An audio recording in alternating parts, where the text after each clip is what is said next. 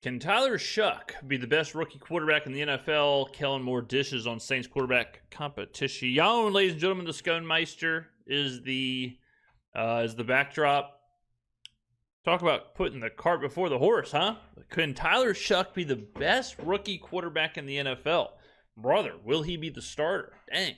I know it's the offseason, but Lord have mercy. In this video, I'm also going to walk through, should you bet on Tyler Shough to be the rookie of the year? We're going to take a look at some gambling odds, ladies and gentlemen. All right. I'll let the Skrmetta start us off, and we'll react along the way. Who works for ESPN.com. And Mike Clay has a projections page where he does this statistical algorithm outlook. And so he projected stat leaders among rookies from this most recent draft. And, of course, among them are the passing yards leaders and passing touchdown leaders. Yes. And Tyler Shough is on there. I won't bury the lead. He's got Cam Ward as the leading passer among rookies with 3,392 yards, 20 touchdowns, making 15 starts. And second on the list is Tyler Shough. I mean, I will say, 3,000 yards and 13 touchdowns and 13 starts is lighting it up.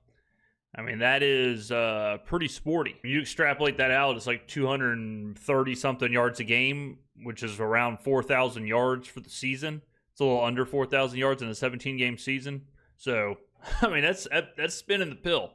3,020 yards, 13 touchdowns in 13 starts. So, I don't know if he is, if that number there is providing for injury or poor play and being replaced, splitting time with Spencer Rattler.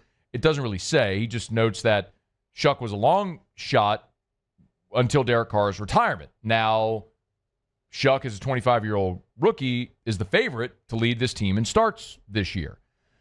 You look at the other rookies, Jackson Dart, you've got Russell Wilson and Jameis on that roster. You look at the Browns with Dylan Gabriel and Shedeur Sanders. Well, you've already got veterans there as well in Joe Flacco, Kenny Pickett, and, of course, Deshaun Watson. So how does that play out there? I mean, I'll continue to say, to the point y'all are probably going to be sick of hearing me say it, that the Saints need to and eventually will add a veteran quarterback, even if you are committing to Tyler Shough as your future. If you add a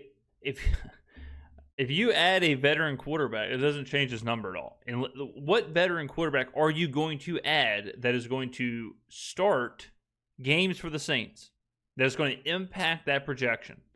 And if you are adding said veteran quarterback to start and to impact that projection, the Saints are in a world of hurt. And as your starter, I just think you need a veteran in the room, someone who can be a consultant, a peer consultant of sorts. I mean, damn, at some point,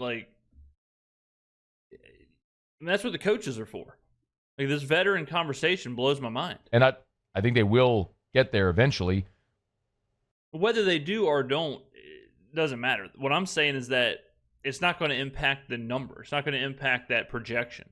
They're already accounting for something, whether it's Spencer Rattler playing 4 games or a veteran, whatever. He only has 13 starts on that projection. So the veteran idea is what we call in the business irrelevant.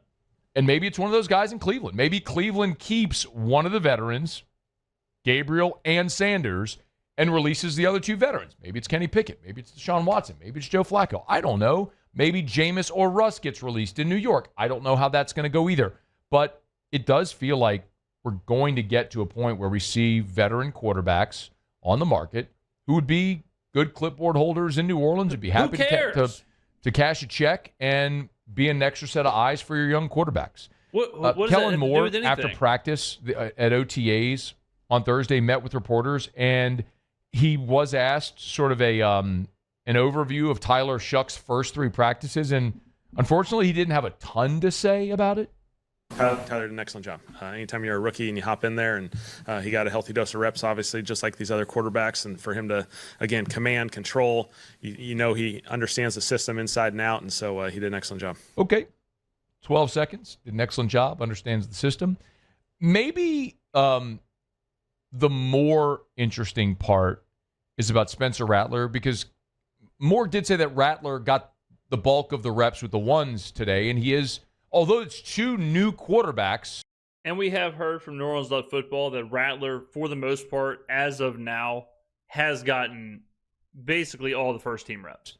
In the system, right? I mean, neither guy has an edge in this system. Rattler did start a handful of games a season ago, 6 games a season ago. Yeah. 6.5. And Moore's asked if Rattler, having started, gives him the edge.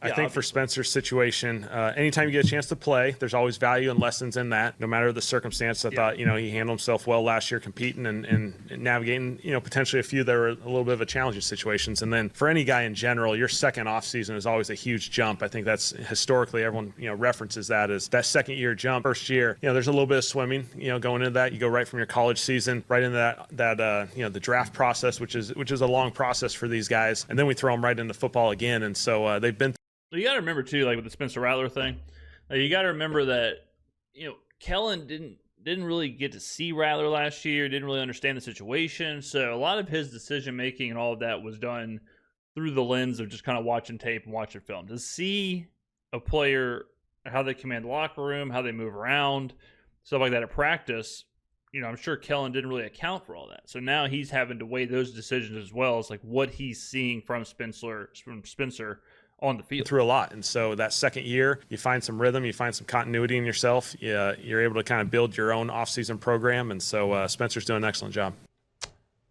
He had a lot more to say about Spencer Rattler than he did Tyler Shough. I don't want to read too much into that. I don't know that there is a lot to read into it. But it is interesting, isn't it, when he gives a 39-second answer on Spencer Rattler and a 12-second answer on Tyler Shough to effectively the same question. If you're wondering how the schedule plays out, the Saints do have OTAs each of the next 2 weeks, and then they have the mandatory minicamp June 10th through 12th. So for the next 3 weeks, the Saints are going to be doing on-field work. So we are going to get a sense of how they're tilling the soil. Yeah, this is the most intense offseason you can possibly have for the Saints. Not to mention just what we're seeing from Kellen Moore, what we're seeing from the defense, what we're seeing from rookies, but also the quarterback battle and what Devin Neal looks like, what Kendra Miller looks like with a clean slate, what Trevor Penning looks like at guard, what Kelvin Banks looks like. It's just insane, the microscope that's going to be on all these guys, including coaches, including scheme, including systems, for the entirety of the offseason. It's not like just preseason or just whatever, rookie minicamp, or it's every single snap, every single rep, especially in the 24/7 news cycle that we're in, where we're going to get reports every day. We're going to hear, blank player is 7 for 7, he's 8 for 8, he's doing this, he's spinning the pill, look at this throw, here's a clip of this throw. Everything will be analyzed for weeks and weeks and weeks leading up to the regular season, and we probably still won't have answers then. You never know how a player is going to do after a couple weeks or after a game or after a season or whatever. So, it's really easy, especially in this day and age, it's easy to try and jump to a conclusion because of a clip or a highlight or whatever. I'll show you some right now. Here's Tyler Shough spinning the pill, and let me know in the comments below what you think about this. Look at these throws, right? You see these kind of throws right here, and you're like, okay, well, he'll be the best quarterback in the NFL, right? These are elite level, insane throws. That is letting it rip to the highest degree. True or false, ladies and gentlemen? Look, this is like a and one mixtape of throws. These throws are nuts. Okay. Looking at, this is some pill spinach. After seeing that right there, what would you, how would you rate that? In the comment section, what would you say? Guaranteed success, perfect arm, elite arm. Well, sorry to deceive you, ladies and gentlemen, but that's not Tyler Shough. That's Will Levis. And for those of you who knew, where I was going with this is Will Levis. Okay, this is an elite arm. This is like the 1% of NFL arms type arm right here. Okay, and there is no doubt this is as good as you can ask for from a guy throwing the ball around. Now, the issue is that when it comes to playing quarterback in the NFL, there's a lot more to it. All right, there's a lot more to it than a clip on the internet. And seeing this in a pre-draft situation, it's like, yeah, okay. Take him top 10. Take him top 15. Take him top 5. Okay, you can't teach this. All right, no doubt about it. Okay, but then you remember, well, 7-on-7. Well, it's indoor. Well, there's no defense. Well, it's shirts and shorts.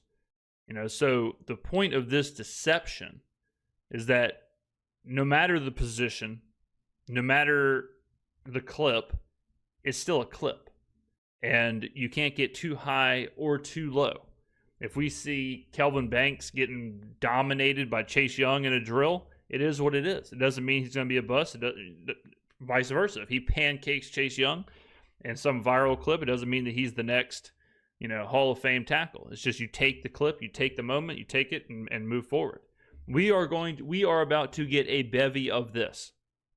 We are about to get a bevy of highlight catches and throws and runs and jukes and all kind of stuff.